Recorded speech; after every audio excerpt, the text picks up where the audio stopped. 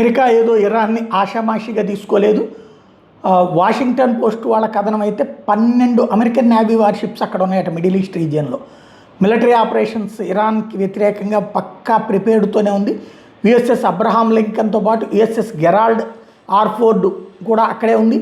అలాగే అనేక squadron mine sweepers కూడా, అంటే సముద్రం లోపల మైన్స్ పెట్టి అవతల ఉన్నటువంటి వాటిని పేల్చేవి ఉన్నాయి. టార్పెడోస్ని వాడడానికి పక్కా ప్రిపేర్డ్గా ఉంది.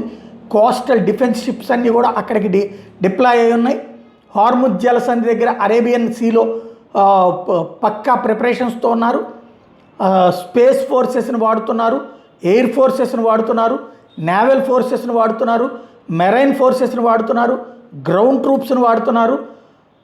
ఇరాన్కి వ్యతిరేకంగా చేస్తున్నటువంటి ఈ యుద్ధంలో ఏదో ఆషామాషి కాదు, పెను యుద్ధానికే ప్రిపేర్ అయ్యి మరి అమెరికా చేస్తుంది అన్నటువంటి వాషింగ్టన్ పోస్ట్ చెప్తోంది.